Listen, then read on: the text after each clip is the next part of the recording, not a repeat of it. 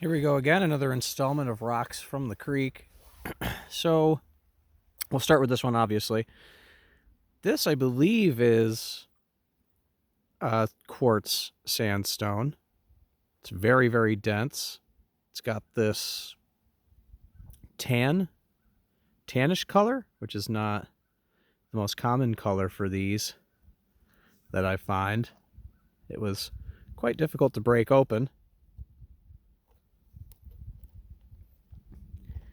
Now, it's almost kind of has a density of a quartzite, a metamorphosed sandstone, but this has varying grain sizes in it. Let's see.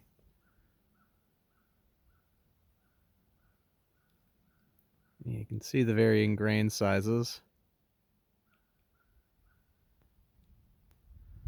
So I'm not really sure if quartzites have visible grain sizes. If anybody knows, just leave a comment. So this one's pretty unique for me to come out of the creek.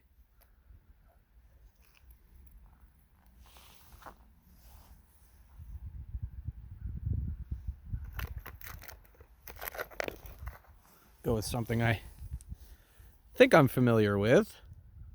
And this is just a piece of granite. Now this is quite a nicely tumbled piece of granite. This makes me think glacial till. When I busted it open, this thing is definitely mostly potassium feldspars, all those pink colors.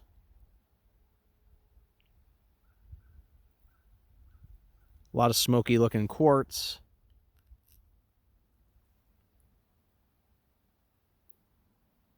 It's snowing, so I apologize for some of the minerals getting kind of saturated there. I didn't really see muscovite. The black minerals in this are just tiny pieces, and they're distributed pretty sparsely. I'm not even really sure I see a ton of plagioclase.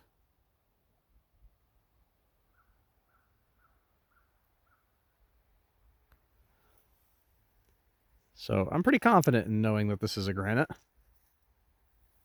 And on the the felsic side of granites, the lighter colors.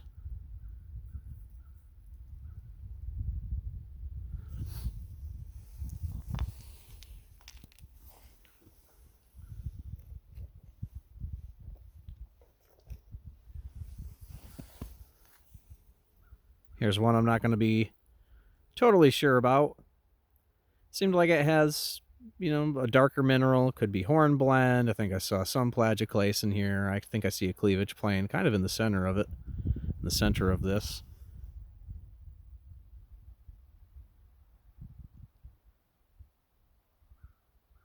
So that to me would be a plagioclase. Didn't really see biotite in this, really. On the outside, this is definitely more of a felsic looking thing. So if I were to consider this an igneous rock, would granitoid be an appropriate name for it? If it's hornblende, plagioclase, and quartz.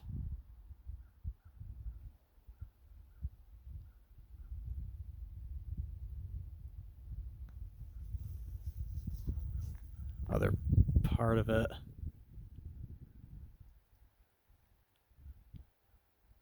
I think I see a cleavage plane there too, possibly. As for the commonality of this coming out of the creek, it seems like quartz, plagioclase, these darker, possibly hornblende mineral type rocks are fairly common.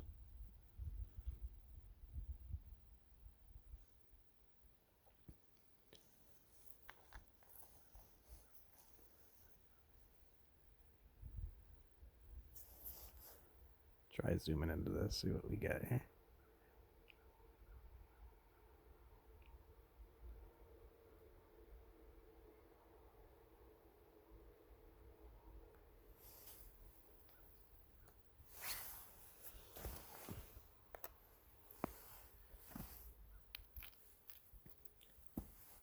something rather fun and unique for me. When I looked at this on the outside, I saw this type of... Now, I don't know enough to know if this is a flow banding of something igneous, or if this is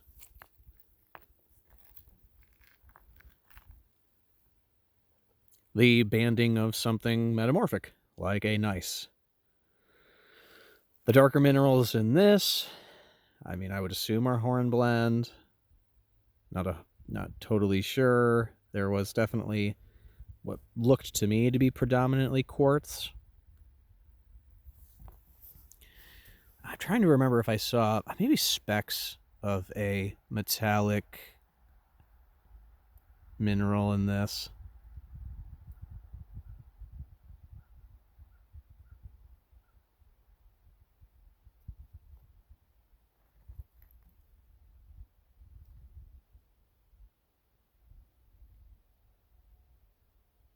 But so in New York, gneisses do come from the Adirondacks. I believe the Adirondacks, for where I am, are predominantly metamorphic rock.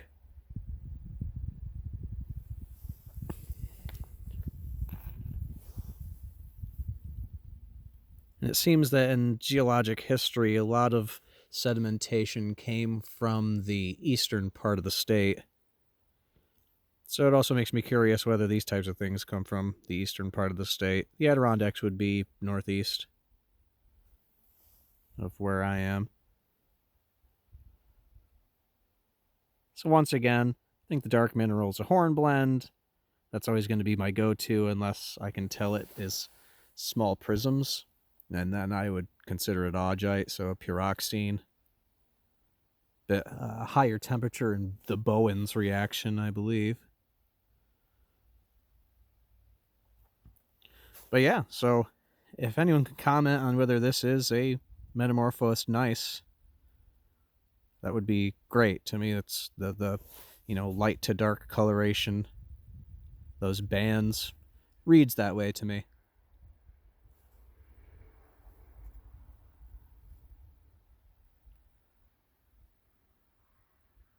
Okay. And last for this one, something I think is very, very cool. Look at this thing. This is definitely a sandstone. And it's dense. It's a dense sandstone. It took quite a few hits with a hammer to crack this thing open. But it has a lot of variation of grain size. Now, I think it's predominantly quartz. Look at the size difference in some of these grains. And there's even cavities in here.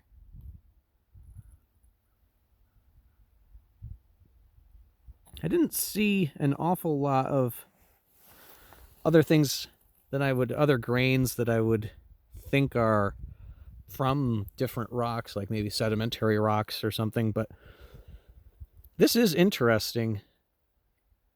Those varying grain sizes, it seems like it got formed, I'm kind of just assuming here, but formed maybe quickly because all of the material didn't get ground down to a similar size over time.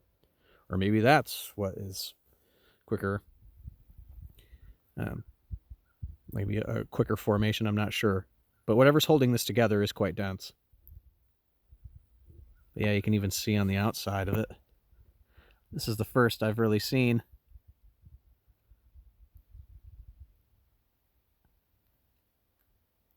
of this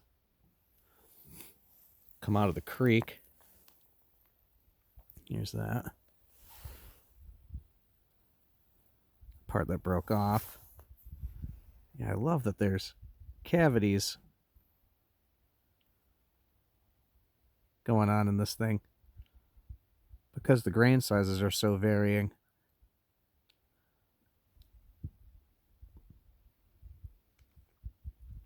I will have to make a trip to the Salmon River Falls to see if I can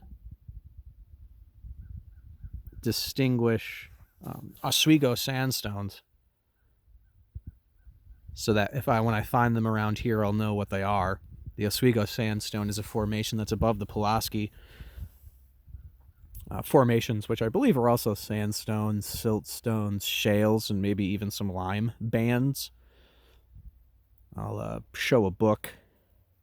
I recently got a pamphlet from the New York State Museum from 1925 that is one of the more thorough things I've seen on my area when it comes to the geology of the Paleozoic sedimentary formations around here. Well, thanks for thanks for watching. Like and subscribe. If you subscribe, leave a comment. I'll try to get back to you. Yeah, thanks for watching.